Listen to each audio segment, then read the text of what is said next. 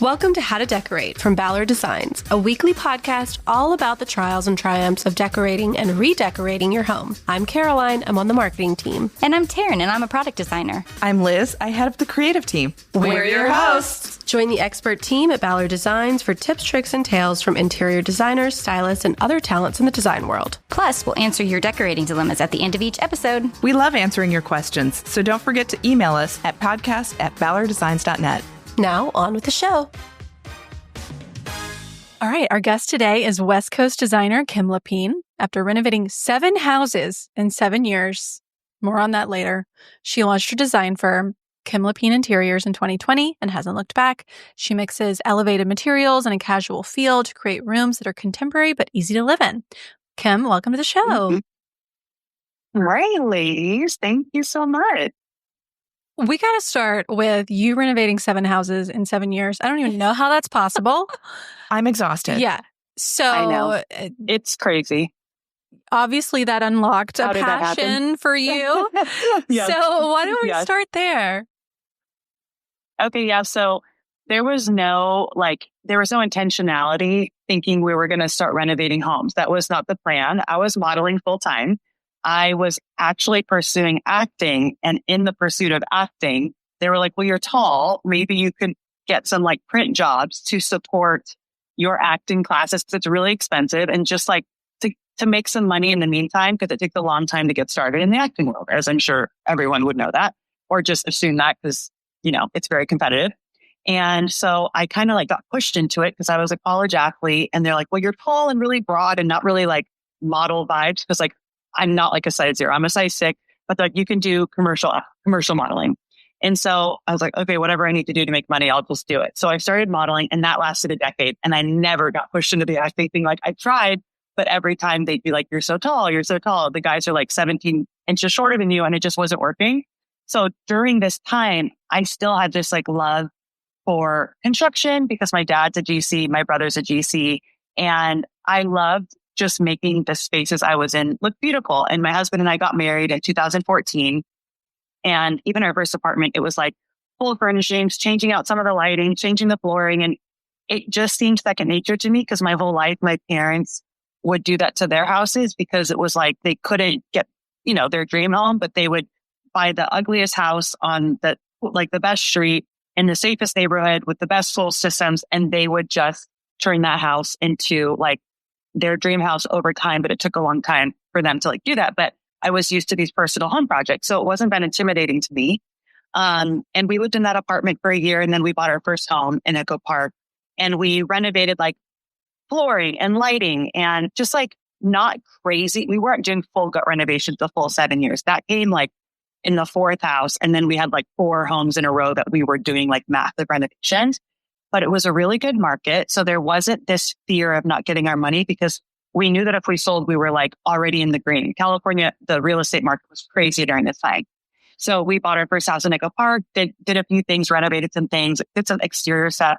And then we sold it a year later, bought a fixer in Redondo Beach, and realized Redondo is too much in the burbs. So we held on to it, rented it out, bought a house in Silver Lake, did a few floors, did some lighting, did some furnishings.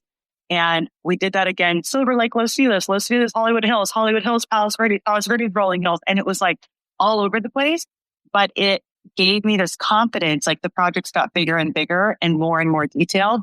And I was so overwhelmed the first 2, 3, 4 projects because I just didn't know order of events. And I'd have to call my dad and brother constantly. What they're asking for rough-ins. What does that mean? What's a rough-in? It's a rough-in, a valve. Okay. So I need to get the rough-in valves.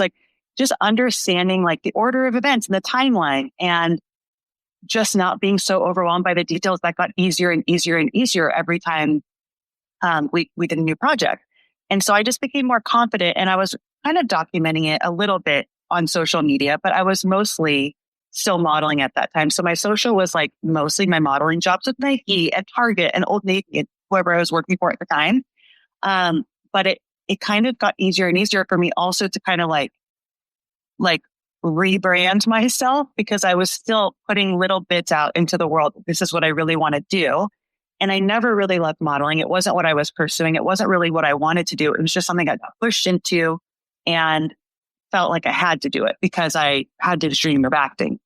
And so anyways, I had my first child in 2020, and that was like at the end of the 7th project, and the whole world shut down, auditions stopped, everything was remote. And I'm like literally filming myself in my bedroom while my daughter sleeps. I'm like, this freaking sucks. I didn't even like this to begin with. Like, why am I doing this?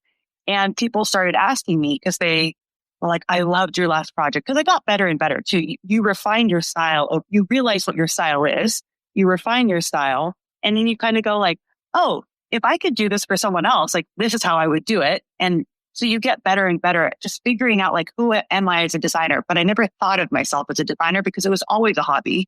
But then people started asking me to do their homes, and it just became a thing. Like all of a sudden I was like, why am I not saying yes? Like, why am I so scared?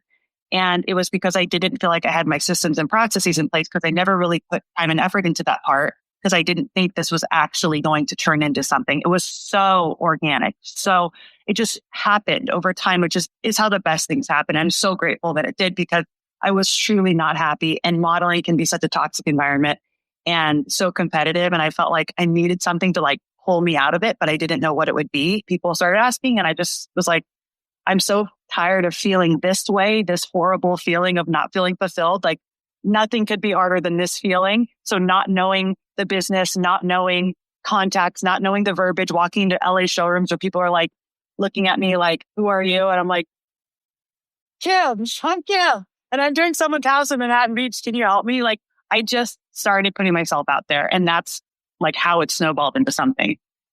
Wow. Okay. So many places to go, but I feel like that was more than I bargained for. No, not at all. No, it was great. I have so many questions now, but I was curious, like you kind of mentioned that as you evolved, the projects were getting better and you felt like you were solidifying your, I guess, voice. So I was curious, like maybe kind of talk through maybe how your style sort of evolved in that time, and maybe how you sort of, I guess, isolated what it was that you liked from all the other, sort of influences.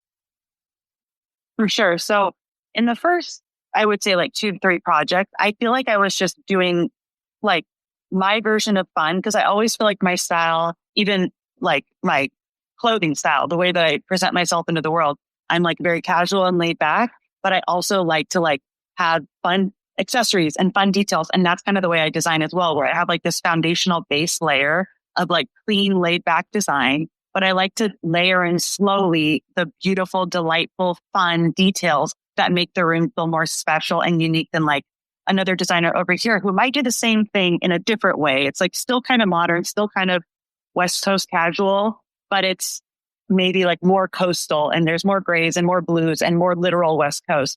I kind of have that like base layer of like that laid back effortlessness, where it's like a lot of white oaks and a lot of like natural materials, but then I layer in a little bit more like punchy colors and fun details, vintage lighting. And those are the things I started to see like as a through line as I was doing each project.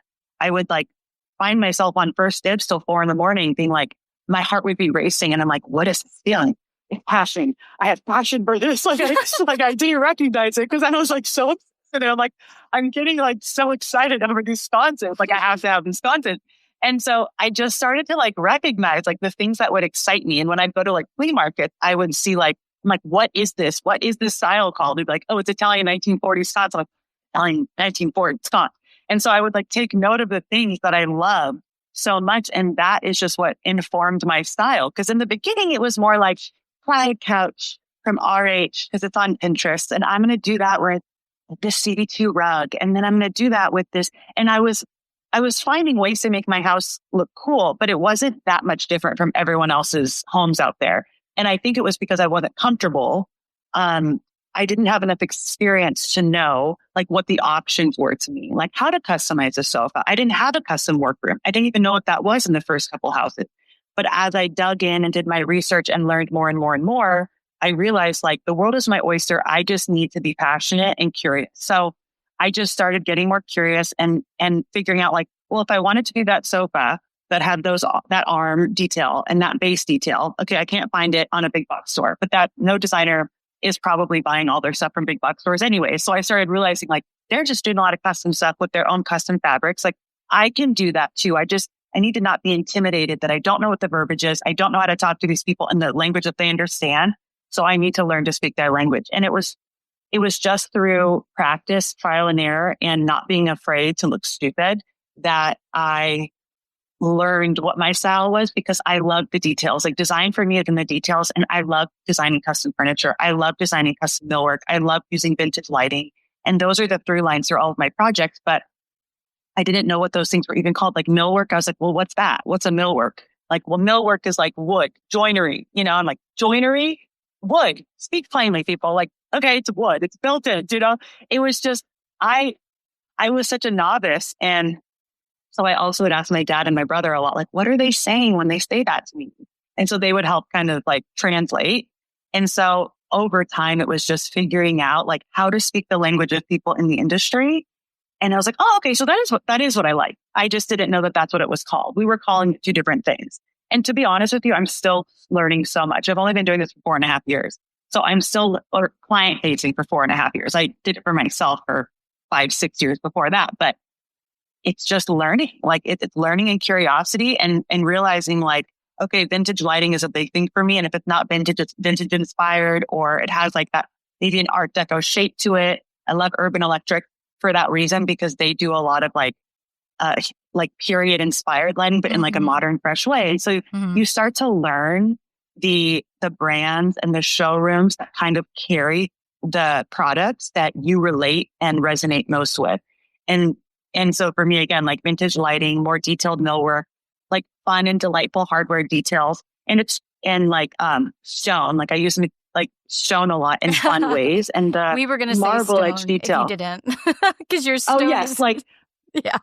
I mean, it's like so obvious to me that I don't say it because it's just part. But yeah, like the stonework, marble surrounds, anywhere I can find a way to use marble in a fun way without it being too ornate. Because like I think the balance is also where I think I do a good job of balancing like the masculine and the feminine, the details, and then paring back and like knowing when to let something shine and then being like, this feels good. I'm going to stop here. Or like I throw the spaghetti at the walls and I'm like, too much. And then I start paring back. That's usually how every project goes, actually.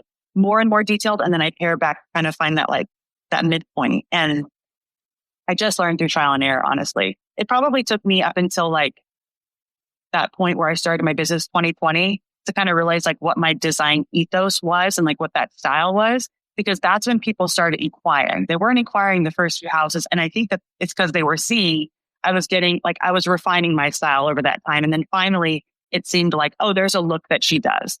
You mentioned marble and stone, and you use that in, I think, just about every project. And you go big and you go bold when you use stone. And it's really absolutely gorgeous. But what are some things that you're thinking about when you're selecting a stone? And what are some tips that you can give us for, looking for stone or how much stone to use in a space? When I'm trying to figure out like how to use a stone and what stone to use, it's always in collaboration with the client. So the client will be like, Kim, I love that Caballeros project that you did in Rolling Hills. That feels like a little bit more calm to me. And you seem to use like that black and white. So I'm like, oh, Calicut Accordia, that's what we use. Like, yeah, I really like that because I'm not a big color person. So like what the client is wanting is also dictating so much of how I'm sourcing the stone. But I do try and push them a little bit because most of the time people just don't know what they want. And until you show them some options, they might really love something that feels wild to them, but it's not wild. It's used all over Europe and it's been used for hundreds of years and it stands the test of time there. And it doesn't feel like if you go to a patisserie or a cafe there, they have like Levanto Rosso, burgundy deep marble and like onyx on the table and like all these crazy different looking marbles, but it doesn't look crazy. It's a natural material. And I think it's just like beautiful and it can be simplified if we do other simple elements in the room. And so it's just a lot of transparent conversations of saying like, okay, you seem like you're leaning a lot more towards projects that I use with like terracottas and pinks. Are you cool if I pull some like fun pink stone? Or do you want me to like do that on the walls and then like more of a simple stone? And it's the conversation back and forth and they'll like surprise me. Some people want me to just surprise them. And like I recently did a bathroom that's like really deep terracotta plaster and this pink, red, and white stone. and it's for their little girls' bathroom. Like, we want our girls to feel like they had this like dreamy, whimsical bath growing up. We want that to be their memory. So it's like, oh, like I have kids and all I ever think about is like what they're going to picture growing up in our house. I want every little detail to be perfect. So in their memory, it's like my mom created the most magical wonderland for us.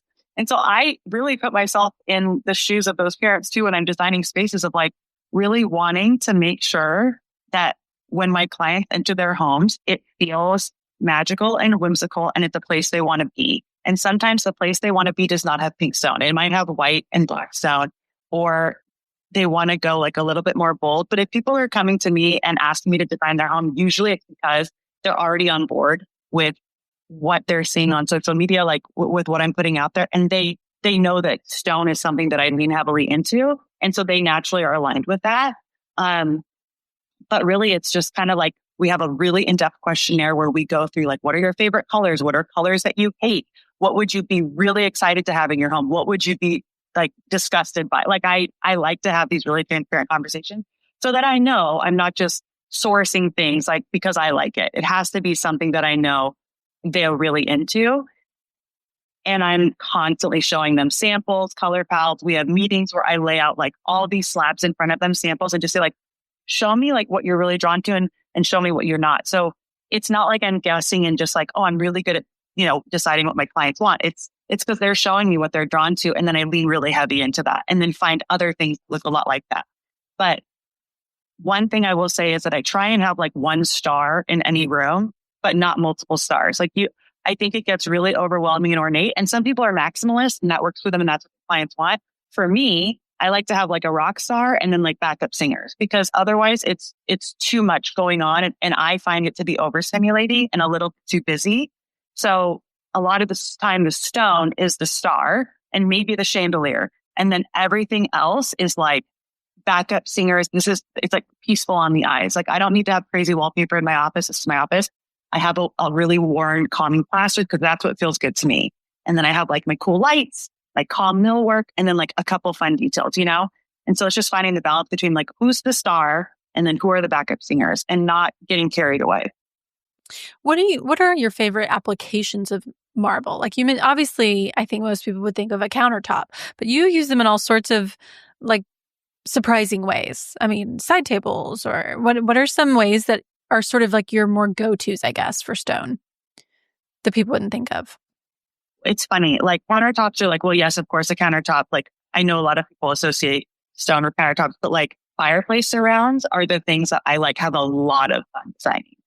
I will do deep dives for hours on figuring out like, what are the fun details I could throw into the surround and make it feel like a little bit different than just like a typical fireplace with like, if we're doing like an Art Deco step, so like steps out, or steps in or whatever you want to say, we'll find like, well, what's another detail we can throw in there that we haven't really seen? And so then I'll do a deep dive into like, what are some like shapes and reoccurring themes in Art Deco style that we could throw in here. So we're looking at like plank, like a circle in the corner, and then we're having channels go down from there. And we're figuring out like, do we want it to be two-toned or like two types of marble or one type of marble? And just having fun with making those details come to life. Like there's no rhyme or reason with me. I'm a very casual person and I like to have fun and I want things to feel fun for my clients and like a surprise and a delight. So when I'm doing the design presentation, I get really excited about thinking about what their reaction is going to be when I present this to them.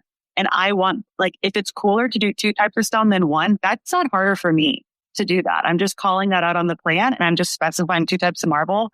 And I think sometimes it's just going that like extra mile, the extra step to make the design a little more interesting. And sometimes I actually think about this a lot. I'm like, why people will say a lot, like you do a lot, like the detailing is like, you do a lot of detailing in your projects. And it's like not that much. It's a lot of work, but it's also not that much more work than if you were just to do like a simple fireplace surround. It's just like one or two more steps to kind of make it that much cooler. And the impact is tenfold. Yeah. So I don't know. It's the fireplace surrounds for me are really, really fun.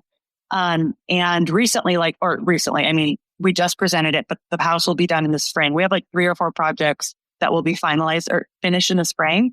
And we're doing these fun casing details around passageways, but we're not just like wrapping the passageway in the marble. We're also carrying it as a detail outside of the passageway to like have this fun shape. So it's just boxing in the passageway and just creating interest when you're going through like main areas of your house. This is the reoccurring theme through this house. So like all of the rectangular passageways have this fun marble detail, and it probably, I mean, the labor is the biggest thing, but it costs like, it's 4 more slabs that we need to buy. And it's this huge impact in the house. So it's kind of like, well, it's worth some money if you really want to have like an impact in your home. So we're doing some fun casing details and trim details right now too with marble. And it's just like, but we have to like pare it back. We can't go crazy marble because you want to look at that for the next 20 years. So we might be doing more of like a travertine or like a calmy, like green white marble, you know? So it's just figuring out like, how do you want to live with this long term? And then let's do it. Yeah. It seems like a lot of I loved your house tour on YouTube, and it's been featured in print as well. But there are so many choices that you made in your own house that it almost seems like the architecture and the space itself is the main focus, and the furnishings are sort of the accent to that. You know, like for example, the entryway in your house with the staircase. Is that how you're thinking about it, or is that sort of the end result of some other sort of thought process? I'm so glad you said that, because that's exactly how I think about every project. Like I was just telling my office manager, I'm like, I love FF&E and I love the furnishings, but it takes so much time. I kind of want to like pass that along to someone else, because like while I kind of go and use these fun Pierre Frey fabrics, figure out a way to make this work, because I want to have some control over it. But I also like, my love is the construction, and my love are the permanent parts of the home. Because I think if you can nail that, you can do a really simple furnishings plan or a really ornate furnishings plan, and the house will be stunning either way. So for me, the interior architecture is the design. Like, and to me, lighting is part of the interior architecture because they are attached to the wall or the ceiling. And to me, even though, yes, you can remove them, I consider them like part of the permanent design. And so if you can nail that and you can get that right, you have such a point of view and you have such a strong foundation that you can, except for like maybe like lazy boy or something, like where like you can throw things in there that wouldn't be my fave. But like there's flexibility in how you would do the furnishings because it's such a strong statement as is. So we focused a lot on that in my house, where we would arch doorways that didn't have arch openings, or we would take away arches because like that's going a little too crazy. They did a little too much over here, or, you know, it's trying to strike that balance between like super ornate, but like we need to add some fun here. And like we do the same thing with our fireplace. Like we demoed all the fireplaces and created like all new fireplace surrounds and architecture surrounding the fireplace. So like a built-in bench that we clad in onyx from like wall to wall because it's so white. Thank you. It's so white and creamy, and like in that room, it feels really soft.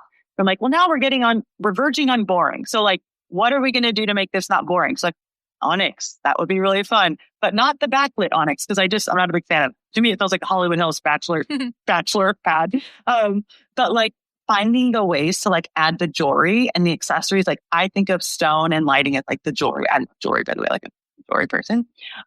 So it's like, where can I lean in and then where can I pull back? You know, hit the brakes, hit the gas. And I do that throughout every project, where I like the pink dining room, and it was a normal ceiling. We barreled the ceilings. Oh, barrel ceiling just feels more fun. Why wouldn't we? It's not that much more money. It's not that much more material. There's ways to make your house feel so interesting and cool for not that much effort. And so we tried to maximize in the interior architecture so that we could like relax a little bit on the furnishing, because we did not spend a ton of money on the furnishing. We just couldn't. Money doesn't grow on trees. You know?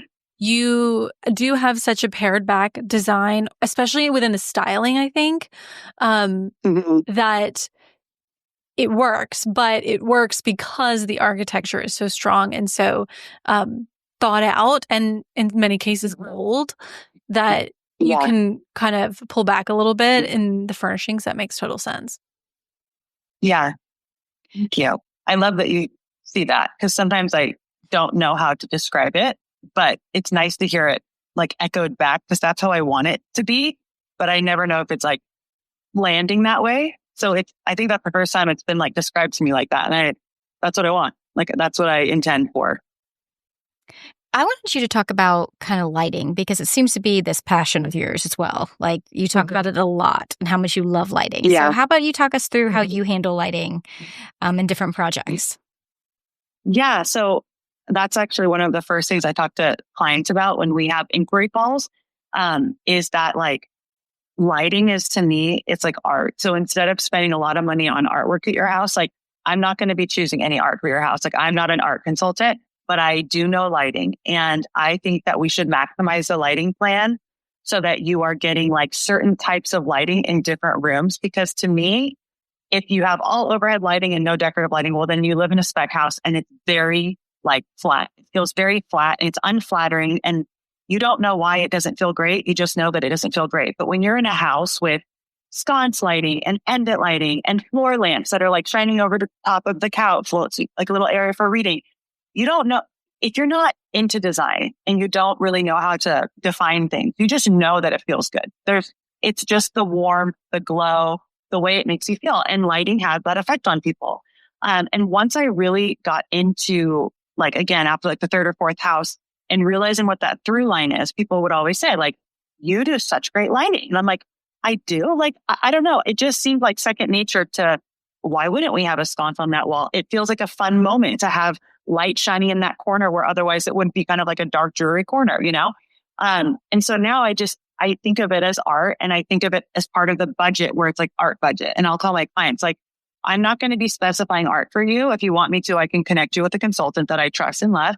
But I am going to be spending a lot of your budget on the lighting because if we don't have the lighting right, then we don't have anything right in my, because it's the permanent fixtures of the house that brings so much soul and life and character. And if you have lighting that you're like, okay, I'm going to go for that, like the French 1940s look, but then you buy like the $200 knockoff version. Sometimes it will work because sometimes it could look really, really cool. And I totally like to be frugal when I can be, but then sometimes it kind of looks exactly like what it is. And it's like, you're trying to get the patina look, but you're actually got the spray painted gold look, you know? And it's like, it's not quite hitting right. So I like to tell them like the vintage is the best if we can do vintage because it already has that patina. It already has that light.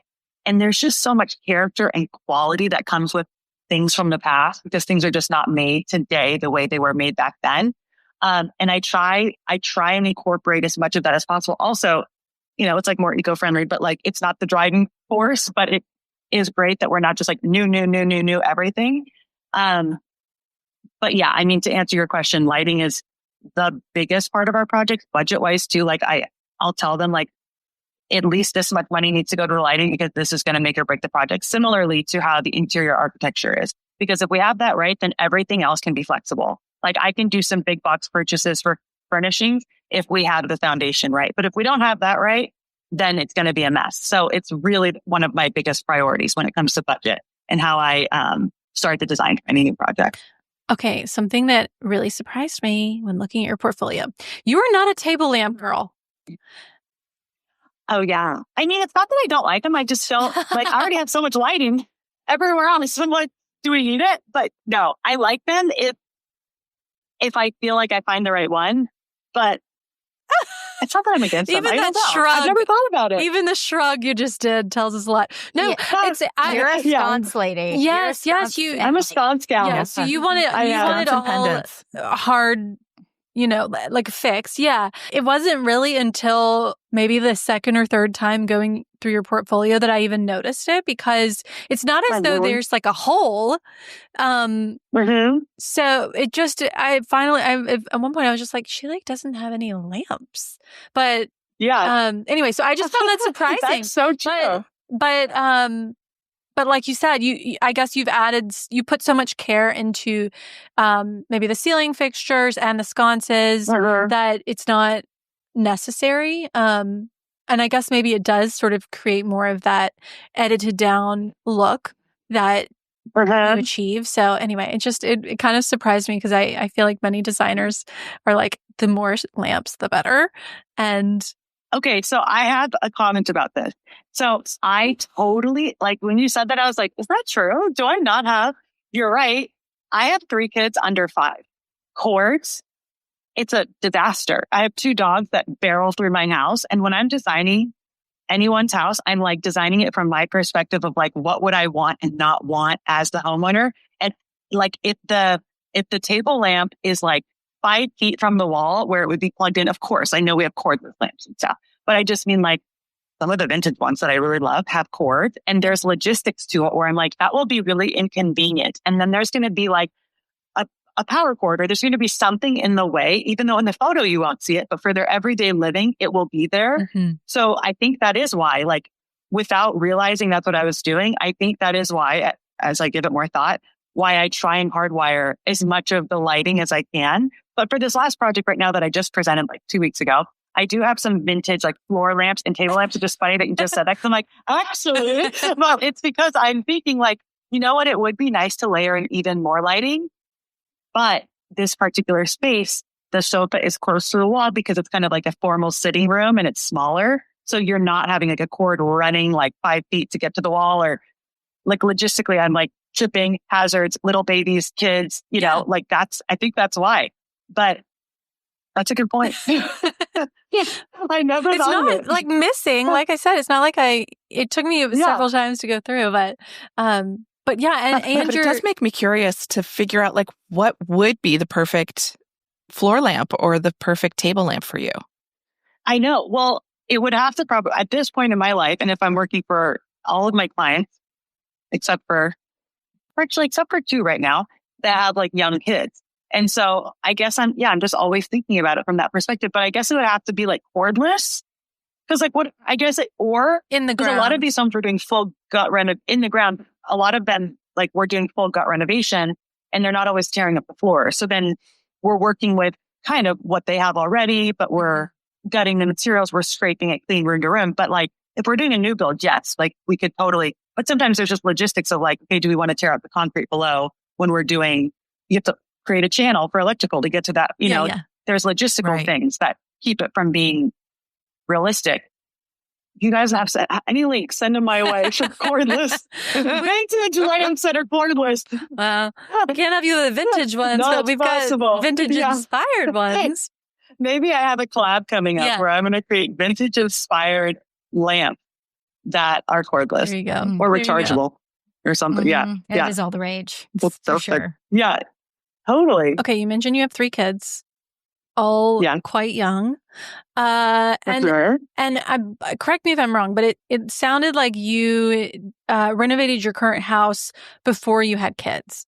So I had a newborn, but yeah. Okay. Well, let's say before your kids were, you know, maybe interacting with the house very much. Yeah, they weren't doing a number on it. I was curious if that changed, maybe things about your house that you were happy with, or things that you would have redone, just any kind of, I imagine there was a lot of design mistakes and learnings in the 7 years, you know, that kind of got you where you are. No mistakes. Well, no, I just knew from the beginning. No. Yes, there's so many things. So we bought the house that we currently live in 2021, and we owned it for like 6 months before we started any plans on it. So 2021. And then we finished it in the middle of 2022. So it was like about a 9-month process, but we gutted the whole house, but we kept most of the structure the same. And my daughter was like 6 months old when we bought the house, and we moved in when she was, I don't even know, she was young. And then when I moved in, I found out 2 weeks after moving in, after it was complete, that I was pregnant with twins. So I was like, okay, well, I didn't design this house to have 3 under 3 here. So that was hard. That was a hard couple of years. Because also, like, I probably wouldn't have bought a 2-story house if I knew I was going to be like pregnant with twins and have newborn twins. It's just, long story, but I had stairs before and I had an accident on the stairs. So like, not a big fan of 2-story houses. Yeah. So like, that's one thing. 2, I kind of don't feel like you should do plaster in your house unless you have kids over a certain age that won't draw on the walls. Because my 1.5-year-old twins last year drew with marker and colored pencils all in the family room on the plastered wall. I'm not even talking Portola face plaster where it's like you can kind of fix it yourself because it's like not faux plaster, but it kind of is like a faux version. It's like real plaster that requires the plaster people to come out. And it is not cheap. So like, that's one thing. Like if clients are like, I'm pregnant. I'm like, okay, well, plaster is beautiful, but maybe we do like a warm, creamy alabaster paint until your kids can understand instructions, because I can tell you, you're not going to be happy. Like I might have cried. I think I might have cried at least one tear when I saw the walls. I was so like, yeah, you have no idea, but whatever, like at the end of the day, my house is meant to be lived in. I don't design for like one-off spaces to just be like museum, like they're like living in a museum where you can't touch or feel anything. I'm going to have, when we sell this house, because we're selling it, I don't know if you guys know that, we're selling it in like 6 months because we're finishing our forever home. For people listening, because this is like our 7th forever home. But I think it really is. But like I'm done the design for the new home. I'm done almost everything. And we're about 6 to 7 months out. But my twins will be 3.5 when we move in. So I'm doing plaster because I'm like, okay, now they know not to draw. They haven't done it in a long time. I feel good about it. But there's just certain things that are too costly to have to worry about. So if like you have little babies before that they can understand, like, yeah, no plaster, that's not a good thing. Sometimes you just can't really control if you upstairs or not. It depends on where you live. A lot of the houses, you can't buy a 1-story house anywhere you go. But we have like wood floors in our primary bathroom. I give them baths 3 times a day. They love to get wet and they want to lotion up after. My floors have like oil stains on them because no one is caring for them the way I do. I have an integrated stone sink in my kitchen. When my twins are done with their spaghetti, they'll like go help me and put them in the sink. Now my Calicut Rosa, which is like a pinky, maroony, white marble, has stains and I have to get it treated all the time. So yeah, there are things that I'm not doing an integrated stone sink in the next house because I need a ceramic sink that I can clean. And as much as it looks so beautiful and cool to take like a photo with like florals in them, like what, for that one photo? Like, no, I'm not dealing with this anymore. So there are just certain things that I've learned. Like I was a little too like naive because I didn't have kids. I didn't understand to the degree how they could destroy things. So very, very destructive.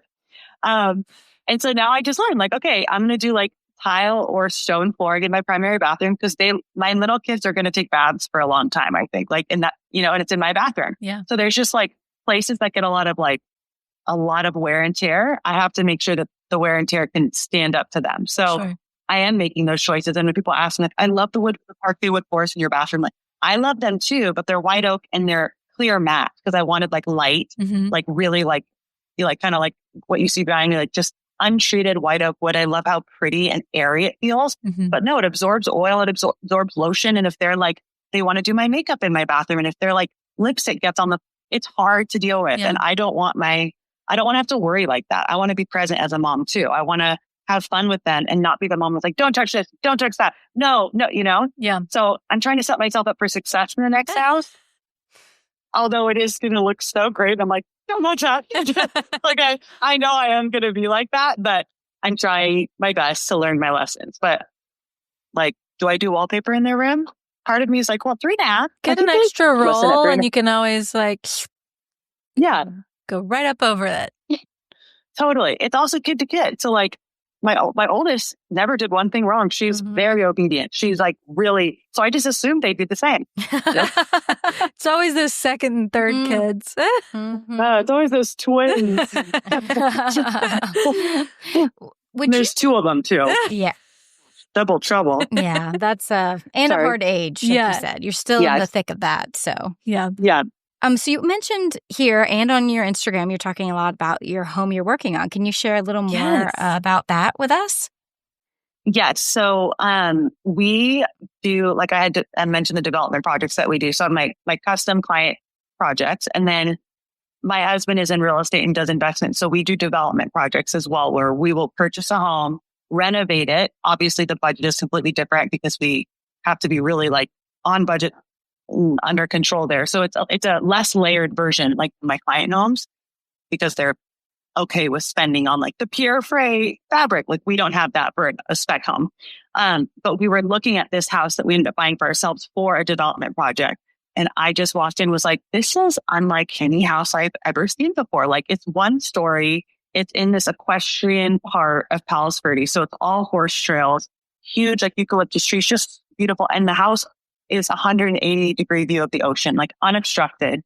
And the reason it was sitting on the market for a while, and it seemed like a really good deal for a development project because it was like the square foot, what they were asking for a square foot of the house was so reasonable. But people were intimidated by it because it had 3 kitchenettes, 3 little laundry, it had multiple of like these main space of the house because they had 3 generations living there. And it's so funny. It was a friend of a family friend. And the great grandparents lived there, the grandparents, and then the daughter lived there. And she had her son in one wing of the house. And it's like 5,000 square feet, but on one large lot. And it's all ranch style. So I just was like, oh, I want this house. Like, this seems like a dream. And it was the right price. And it didn't intimidate me because, hello, 7 houses in 7 years. I'm like, we know how to do this. Let's do it. So I told my husband, and we thought our current house would be like our 10-year forever home. Like, I didn't really think it would be forever because in the area that we live in, Palos Verdes, it's a small little sliver. So there's like no yard. We knew it couldn't be our forever home, but we just didn't think after 3 years we would be moving. But this house is old. It's going to be totally different. I live in a Spanish house now. This house is ranch style. There's an HOA, so you have to keep it true to the ranch style. But it's going to be very like French countryside vibes because we're doing smooth stucco and like really beautiful like gas lanterns on the exterior of the house. And the interior of the house, there's a lot of the European eclecticism that I like to talk about so much, just layering that vintage lighting in. We have a lot of beautiful, like all plastered walls and ceiling, but we're doing some cool modern elements to bring in that like the old and the new. So like in the foyer, right when you walk in, we have a big circular skylight with this big bull nose. So like this light in a circular like is coming down from the skylight above this foyer with this cool Roland Hill light, which is not vintage, but it kind of has like a Art Deco shape to it. And so we're doing a lot of like new and old lighting, but they kind of relate to each other because they're like in the 1940s, 1930s vibe, like a fresh take. Other like themes of the house, we're doing really fun stone. There's 4 fireplaces. So we're doing like all very cool Art Deco style fireplaces, but like a slightly less ornate version. And then we're doing a lot of wallpaper in this house, which I've not done in previous homes. So 2 powder bathrooms that are going to be like murals. The whole bathroom is going to be like a big mural with these very crazy Cipollino fabricated stone sinks. So like happy clashing happening. But I know I'm just like saying a lot of details, but like I'm so excited. We'll see how it comes together, but it's more layered than what my current house is. But my current house is Spanish, and Spanish style homes are like plaster, soft curves, and I lean into the architectural integrity of whatever home I buy. So that was Spanish. That made sense for this. This is like more ranch, and I feel like you have a little more flexibility there because it doesn't have like one specific style. So I could kind of make it what I want, but I'm leaning into like the French Provence kind of vibes because like Italian and French are right next to each other. They go back and forth with like sharing detail, a lot of stone, a lot of parquet flooring, and then vintage lighting. That's like the through line through the house. And you said you're going to be moving in 6 months? About 7. Wow. It should be, we're saying March, but which means June, I'm accepting that that's the possibility, but I feel like we're on a good track. It's just like our doors and windows are like on a container. We're ready for them, but like because they shipped from Italy because we like work with this, we do a wholesale situation with this family friends that own this window and door company. So anyways, we're just piecing it all together, and it's my priority, but at the same time, I have my client projects that I have to prioritize even over my own home because I'm getting paid for those and we're on timelines for those. So it's difficult. I honestly never want to do this again. It's like so stressful and so fun at the same time because I want it to be perfect because it represents my ideal style is what I would do in my home. And that's what people are going to look to and think like, well, this is what she would do if no one stopped her. So there's pressure to make it look right, And so I had so much, like, there's so much in my brain just constantly going like, is this the exact right choice? But at the end of the day, I just have to go like, whatever. I love it. And there's no right. Yeah. It's just, I love a lot of things. There's a million ways this can unfold. Yeah, we always hear that from designers that sometimes it's hard to do your own space because you can go anywhere. So how do you narrow down the options? Right. Or not, everything, but more than the average consumer because it's your job to know about the newest and coolest this and the best showrooms for this and, the different options for construction. Like, oh, this type of overhead lighting, that's trimless now. And there's so many choices. But I think one of the things that I have to keep going back to is like, if I love it, it's going to be fine. Like I have to pull the trigger and just put the order in for so many things. And I have to stay on a timeline. And I try and do the same thing with my clients where I'm like, no more Pinterest. There's a million ways this powder bath can unfold and they're all going to be beautiful, but you're going to be obsessed with the one we have right now in the design plan. And you'll be obsessed with the one that you find in 7 months. But guess what? Now you're 7 months behind, and over budget and all these, we have to make choices and we have to move on. Yeah. So I'm trying to take my own advice because the longer I take on things, we're paying 2 mortgages. Like that's ridiculous and that's stupid. So I'm having to just keep myself accountable. Like, nope, this is fine. We're good. Moving on. This is not life or death. This is a house. At the end of the day, it's not the. Are you someone who has planned out the entire furniture plan, all the fabrics and soft goods? No. Okay. Yeah. You're going to do all the architecture, all the hard. Yeah. For your own house. Yeah. Yeah. This week is set aside for my FF&E. 1 week is what I'm giving myself. I give myself 2 months for client projects. Design is fully done. Everything is designed to the T construction wise. Mm-hmm. Lighting is all ordered. Again, that's the first thing I figure out. That's how I start. It's my jumping off point, and then I put the pieces together around that. Mm-hmm. It doesn't always go that way, but oftentimes it does. And so right now is okay, so I have 6 months. That's about the time it takes to get custom furniture done. So I should probably submit and order the fabric. So that's what this week is for, literally. In our development projects, I have until the end of August, I have to get all 3 of these projects wrapped up, our own 2 development projects and my own FF&E. And I'm just why do you do this to yourself? Why? But it's just how it is. There's too many other client projects. I have to focus, and we're launching 2 projects in September. And, we have a pipeline, so I have to do what I have to do. And I'm just sleep is probably not going to happen for the next few weeks, so that's okay.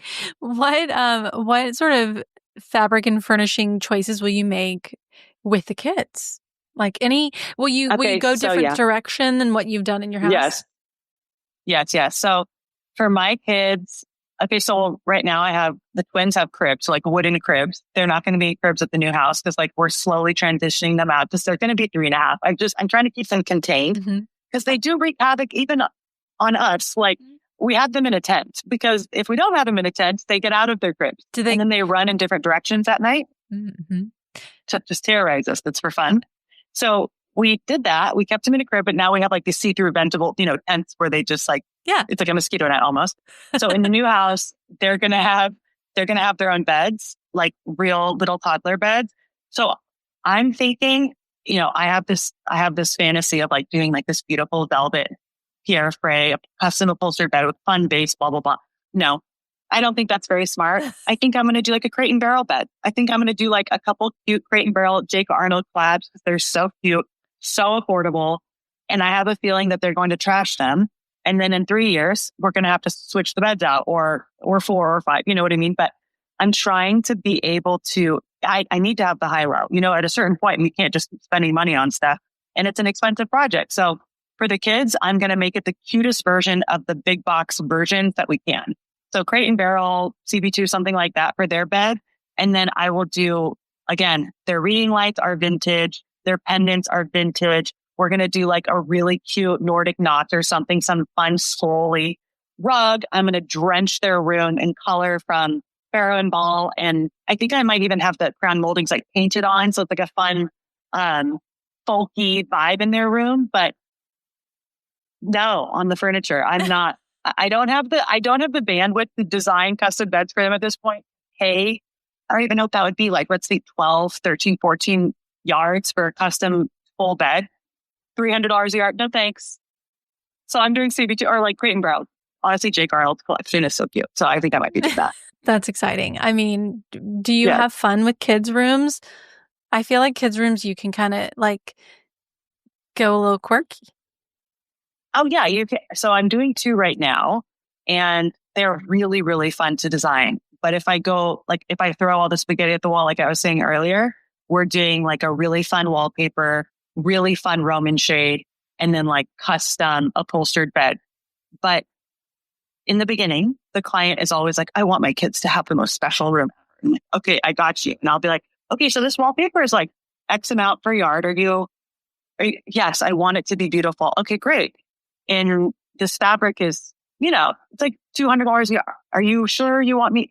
I want it to be special. I'm like, cool. So we're kind of having this conversation along the way, but then you're like, so your son's room, who's 8, is going to cost $35,000 for the wallpaper. And then it's like, let's just paint it and let's do crate and barrel. I'm like, okay. So I love designing them, but oftentimes the FF&E gets slashed when the budget conversations start to happen with the GC. So that's why you see on my face when you ask me, like, do you love it? I'm like, I love it. If we could accomplish what the design is set out to accomplish. Yeah. But I also am like the parent too, that would be like, yeah, no, I'm ordering the chandelier for my dining room over paying that much money for wallpaper that will get painted on. From like I have too much of a realistic perspective on this because I have 3 little kids. So as much as I would love to do like a custom canopy bed in silk, and I would love to. It's not happening anytime soon. Maybe for a client that's just like no budget and totally fine with redesigning in 2 years. There are those people. So yeah, when I have that client, I will be super stoked to do a kids room. But they all end up looking cute no matter what. That's the thing. Like you could make a Farrow and Ball color drenched room with shade store stripes. Like we did that in our Manhattan Beach project from last year. We did shade store stripes, Roman shade, super cute table lamps. Okay, so I did do in that project. And like we did this really cool Parma gray, like colored everything, the trim, and it was so adorable and so cute and so much more affordable than the other option. So I have one more question. So your overall style is so like modern, organic, cool, and you have so many pieces that feel trendy but aren't trendy, and you balance that all so well. I wanted to see if you have any tips for us on how to design a space that feels on trend but not trendy. Yes. So I love this question. When people ask me like, what are your favorite trends? Like I just did, do you guys know Swipe on Instagram? The Instagram account where she does the Rolodex series and she asks designers like favorite white paint, okay. I just filmed a video last week with her about my Rolodex and it was like favorite trend. And I just basically what I said, my new favorite trend or idea of what's coming up is just doing you and collecting things over a long period of time that you enjoy and love for no other reason than it just brings you delight. That is all that I ever want as a trend, because this whole Pinterest and Instagram world, yes, while it's very helpful for my business and I like to use it as a business tool, I hate that everything becomes the same. Everyone just is like, oh, I like that bathroom. So I'm going to find out where she used that Roman plate, find out if there's a knockoff of that light, find out. And they just copy and paste.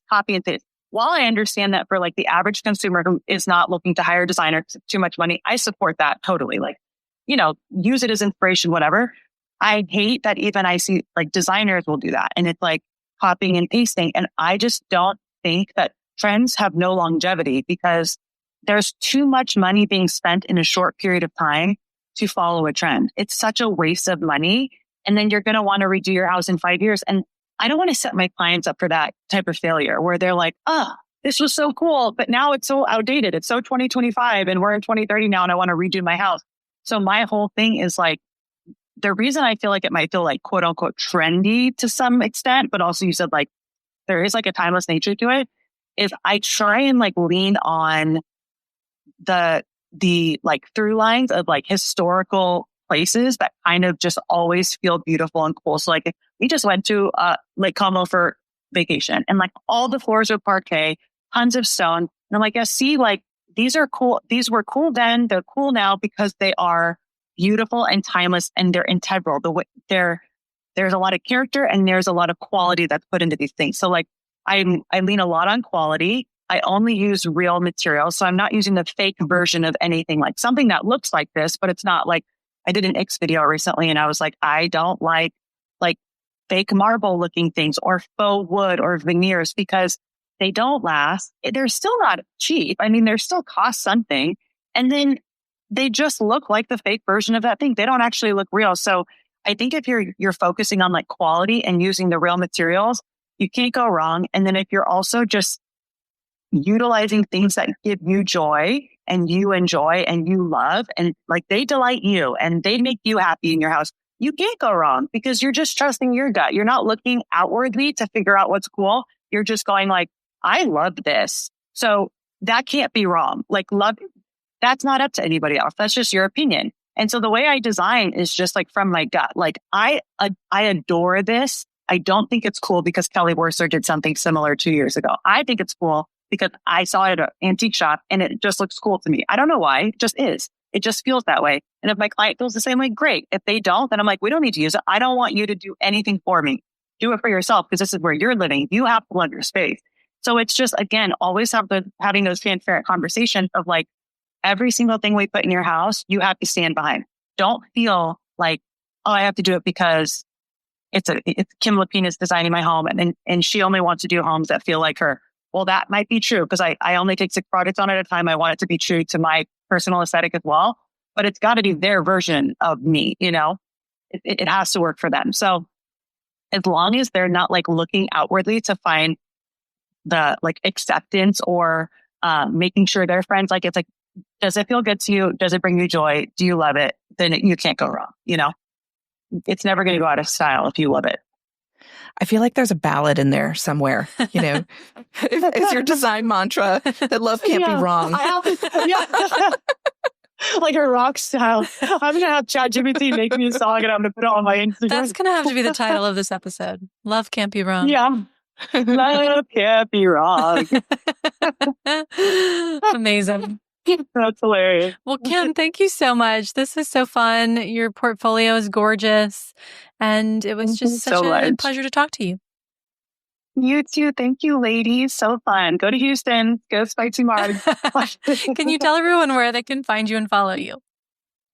Yeah. So my Instagram is at Kim Lapin Interiors and my website is kimlapininteriors.com. Perfect. And you're a fun follow. You have lots of tips and tricks. So everyone can hear your opinions on everything. So it's good. Okay, thank you. Yes, I hope so. I get a lot of joy out of making those videos. So again, just do what you love. It doesn't matter what anyone thinks. Amazing. That's our show. And that's our show. You can find all of the show notes on our blog, howtodecorate.com/podcast. To send in a decorating dilemma, email your questions to podcast@ballarddesigns.net so we can help you with your space. And of course, be sure to follow us on social media at Ballard Designs. Don't forget to subscribe wherever you get your podcasts so you never miss an episode. And please leave us a review. We'd love to hear your feedback. Until next time, happy decorating.